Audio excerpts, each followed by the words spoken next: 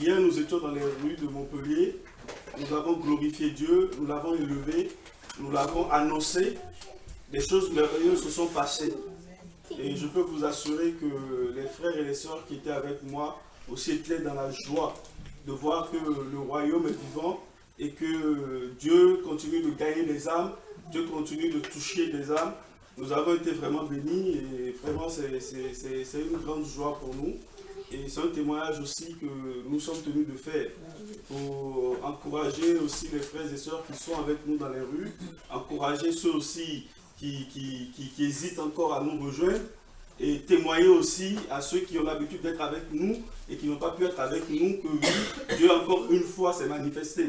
Et vraiment nous lui rendons toute la gloire, et tout l'honneur. Et donc hier, il s'est posé aussi un petit problème à nous qui travaillons. Et je voudrais que nous puissions voir ensemble, à la lumière, uniquement qu'à la lumière de la parole, des Écritures, ce que Dieu recommande pour nous.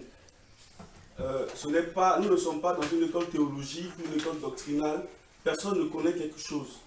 Si au jour d'aujourd'hui, je pose la question, et qu'on n'arrive pas à trouver de réponse, on prendra du recul et on ira chercher et on reviendra à la lumière de la parole de Dieu, s'enseigner mutuellement pour ceux qui auront la réponse. Et il est vrai qu'on ne peut pas s'entendre tous sur certains points doctrinaux. C'est vrai, mais sous un plan divin, ce n'est pas vrai. Au regard de Dieu, ce n'est pas possible qu'on ne puisse pas s'accorder sur un point doctrinal, sur un point biblique. Vous savez pourquoi? Parce que la Bible, elle est vraie. La Bible dit elle est oui et amen. Vrai ou faux? La Bible nous dit qu'il y a un seul esprit, un seul Dieu. Comment Dieu peut te révéler autre chose à toi et me révéler autre chose pour la même écriture? Je prends un exemple. Du sang, du feu, une vapeur de fumée, le soleil se changera en ténèbres et la lune en sang. Je prends l'exemple tout en truc. Maintenant, papa qui est notre Dieu, nous sommes ses enfants. Dieu va te donner notre compréhension, te donner notre compréhension, te donner notre compréhension, me donner notre compréhension. Mais papa n'est pas là pour semer la division dans sa famille. Je ne peux pas donner des consignes, réunir les enfants, my Dieu, Shalom, Siloé. Allez, je sens ma mort prochaine, venez, je vais vous donner mes recommandations. Et quand je leur donne ces recommandations, je vais passer par derrière, expliquer autre chose à My Joy, expliquer autre chose à Siloé, expliquer autre chose à Shalom. Il y a quelque chose qui ne va pas. La même parole, si je dois l'expliquer différemment, individuellement, ça doit être la même chose que je dois répéter à mes enfants. Pour qu'il n'y ait pas de doute parmi eux, qu'il n'y ait pas de confusion, qu'il n'y ait pas de division. Et je pense que l'Esprit de Dieu, ce n'est pas un esprit qui sème la division. Ce que sa parole dit, si on la lit et qu'on ne comprend pas, on a besoin de sa lumière, qu'il vienne se révéler à nous, lorsque nous le cherchons en intimité. Et je crois que ce que Dieu me révèle dans mon intimité avec lui, doit être la même chose qui se révèle à quelqu'un qui se trouve en Chine. Parce que sa parole, elle est universelle. Dieu ne peut pas, je ne sais pas, pour ma part, Dieu ne peut pas m'expliquer quelque chose d'autre sur une parole et puis aller te l'expliquer toi autrement. Il y a quelque chose qui ne va pas. Lorsqu'on va se réunir, comment on va faire? Il y a quelque chose qui ne va pas. Et au jour d'aujourd'hui, nous vivons des choses comme ça. Pourquoi? Parce que j'ai été pentecôtiste, j'ai été baptiste, l'autre a été méthodiste, l'autre a été adventiste. Et les gens ont fait ces écoles, ces théologies, ces doctrines, selon ce qui les arrange et non ce que Dieu demande. C'est ce qu'eux ils ont compris, c'est ce qu'eux ils veulent que nous fassions. Ce n'est pas ce que Dieu veut que nous fassions. Voilà pourquoi il y a beaucoup et souvent des problèmes. C'était une introduction pour amener une question que des gens ont posée à l'apôtre Pierre. L'apôtre Pierre, dans Acte 2, au moment de la naissance de l'Église, la Bible dit quoi? Que le Saint-Esprit est tombé sur eux. Ils ont eu des signes et des prodiges. Les gens ont pensé qu'ils étaient remplis de vin. Ils étaient sous. Et ils ont commencé à se dire, mais ne les écoutez pas. Ils ont commencé à se railler d'eux. Mais Paul dit, mais non, ne croyez pas, ce n'est pas ce que vous croyez. C'est l'onction, c'est la puissance de Dieu. Et Pierre, qu'est-ce qu'il fait? Il commence à évangéliser, il annonce le Christ, il annonce le Christ, il annonce le Christ, il annonce le Christ. La Bible nous dit que ce même jour, il y a eu 3000 âmes qui se sont converties. Mais avant que les âmes ne se convertissent, ils sont venus, ils ont posé une question aux apôtres. Ils regardent les apôtres, ils regardent Pierre. Ils lui disent, mais oui, nous avons entendu, mais que devons-nous faire? Et c'est la question que je veux que nous puissions, à laquelle nous puissions trouver une réponse. Vous et moi, qui allions dans la rue pour évangéliser.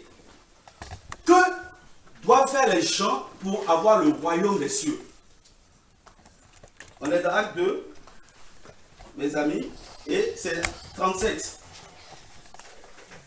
La Bible dit, après avoir, Acte 2, verset 37, je vous laisse trouver, hein.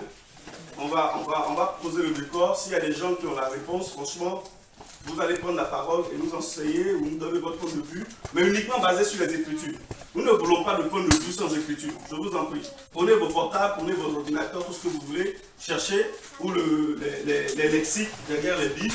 Cherchez les points, enfin, les mots, et que Dieu vous donne au travers des concordances, retrouvez les passages et puis parlons de la Bible.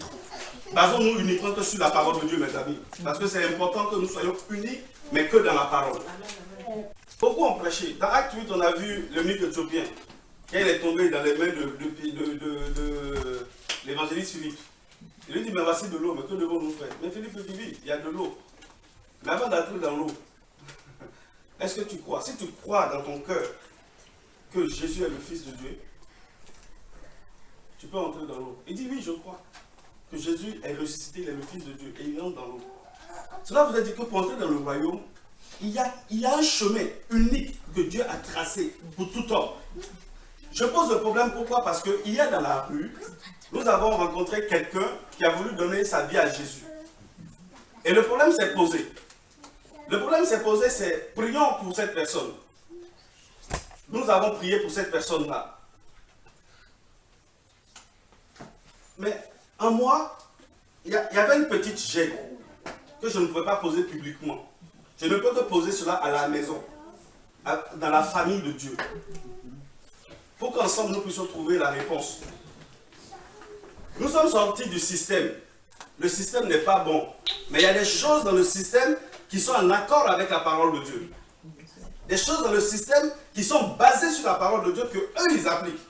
Le système entier peut être bancal, mais il y a des choses du système qui sont basées sur les Écritures. Bien-aimés dans le Seigneur, on rejette le système. Nous ne voulons pas que le système ait des yeux encore en nous qui se manifestent. Mais on ne peut pas rejeter tout donc en disant non, c'est pas bon. Il y a des choses qui sont bonnes. La personne dit, je veux recevoir Jésus-Christ. Hein, c'était quoi là? Qu'est-ce qu'il a dit? Qui veut donner sa vie à Jésus? En fait, c'est quoi le truc? En fait, le problème c'est qu'en fait, je lui ai demandé s'il voulait recevoir le Seigneur Jésus. Il a dit oui, il voulait bien.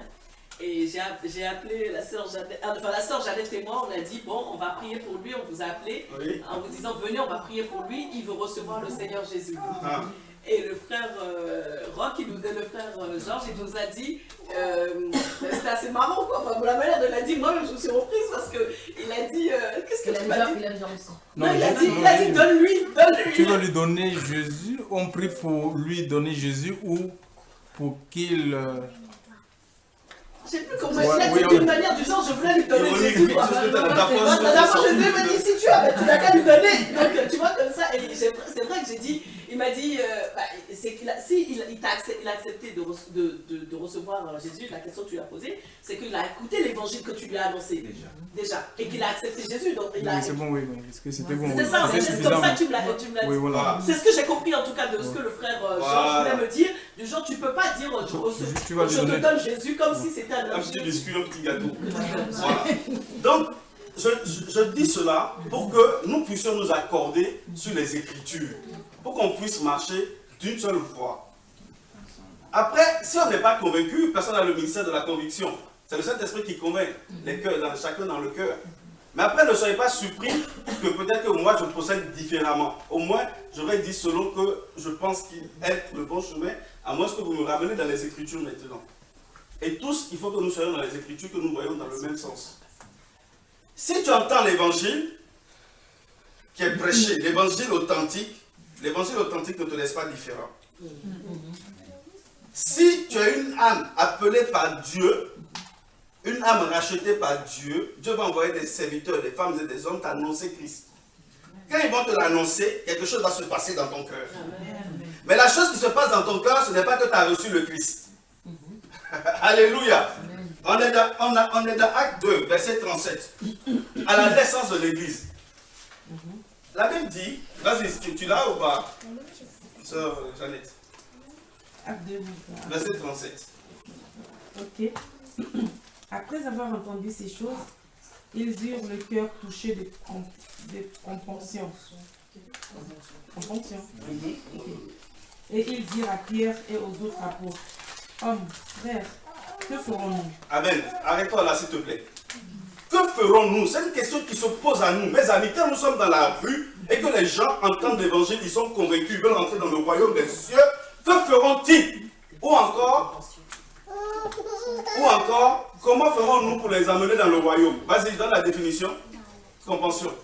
Compassion, ça veut dire tristesse produite par les effets du repentir, le regret d'avoir offensé Dieu. Amen. Là, j'ai une autre version qui dit, après avoir entendu ce discours, ils eurent le cœur vivement touché. Frère, c'est pas parce que j'ai pleuré, parce que j'ai eu la joie et tout ça que tu vas me laisser partir que j'ai reçu Jésus, ou que je suis rentré dans le royaume. Non, je ne suis pas encore dans le royaume. L'évangile m'a touché. Mon cœur est ouvert. Mon cœur est prêt à recevoir le Sauveur. Si tu crois que je l'ai reçu, parce que j'ai produit de l'émotion, tu n'as pas fini le job. Élevé dans le Seigneur. Donc, peut-être que je n'ai pas la solution en vous parlant aujourd'hui. Peut-être que vous avez la solution. Nous allons la mener et vous allez nous le présenter. Nous allons nous présenter la solution à nous-mêmes mutuellement. Pour que nous soyons en accord avec les Écritures. Que nous fassions ce que Dieu nous demande de faire. Maintenant, la réponse est au verset 38. Vous qui m'avez dévancé, dites-le. Pierre leur dit. Et Pierre leur dit, repentez-vous et que chacun de vous soit baptisé au nom de Jésus-Christ pour obtenir le pardon de vos péchés et vous recevrez le don du Saint-Esprit. Amen. Ça me rappelle encore quelque chose. Je vais le taire, on a réglé cela déjà hier, nous-mêmes, entre nous. Il dit, repentez-vous. Repentez-vous. Et que chacun de vous soit baptisé. La repentance est que chacun soit baptisé. Mais vous allez me dire, mais à Montpellier, quand on était au bord du Lez, est-ce qu'il y aura le courage d'aller entrer dans le Lez pour baptiser quelqu'un? Bon, ok. Vous allez me dire, mais et si on est au Polygone ou à Antigone, comment on va faire pour baptiser la personne? Il n'y a pas de l'eau. Et ça, Chantal, tu dis quoi? On va prendre la baignoire ou la piscine sur nous avec des bidons d'eau. Il y a la fontaine. Il y a la fontaine, gloire à Dieu. Mais c'est ça le réel problème. Vous savez, parce que Pierre, il appliquait Matthieu 28. Si tu crois, fais-toi baptiser et après tu vas te faire enseigner. N'est-ce pas? Tu ne peux pas manifester la foi sans produire le fruit de la foi qui est la repentance. La repentance, elle n'est pas forcément publique. Ce n'est pas parce que je reçois Jésus que tu vas me dire de commettre un péché en moi. Non, ça n'a rien à voir. La repentance, c'est un état. Je veux changer. Je reconnais ma nature de pécheur. Je veux changer. S'il y a un péché, comme hier par exemple, Dieu a mis le doigt sur un péché, c'était normal, et le frère a raison, mais je dis, mais s'il est vrai, s'il entend le message, il est convaincu dans son cœur que mais Dieu est Dieu. Ce que j'ai entendu est vrai. Et je me reconnais dans le péché qui est dit, je vais me repentir. Donc, après, si quelqu'un, pendant que je évangélise la personne veut confesser un péché parce qu'il entend l'évangile, mais la personne confesse son péché, il n'y a pas de souci, le problème ne se pose pas. Mais quand je lis cela, quand je prends Acte 8 aussi, prenons Acte 8, nous allons voir l'évangéliste Philippe. Parce qu'il faut que nous comprenions quelque chose. Qu'est-ce que c'est qu'annoncer le royaume des cieux aux gens? Qu'est-ce que c'est qu'annoncer Dieu aux gens? Alors Philippe,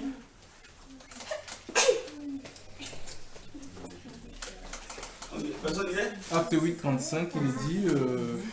Alors Philippe, ouvrant sa bouche et commençant par cette écriture, lui annonça l'évangile de Jésus. Comme ils continuaient leur chemin, ils arrivèrent à un endroit où il y avait de l'eau. Et l'eunuque dit, voici de l'eau, qu'est-ce qui empêche que je ne sois baptisé? Philippe dit, si tu crois de tout ton cœur, cela t'est permis. Et l'eunuque répondit, je crois que Jésus est le Fils de Dieu. Amen. Voilà. Un décor aussi. Philippe n'était pas apôtre, hein? C'était un diacre qui a été élevé dans une position d'évangéliste. Il rencontre quelqu'un dans un char.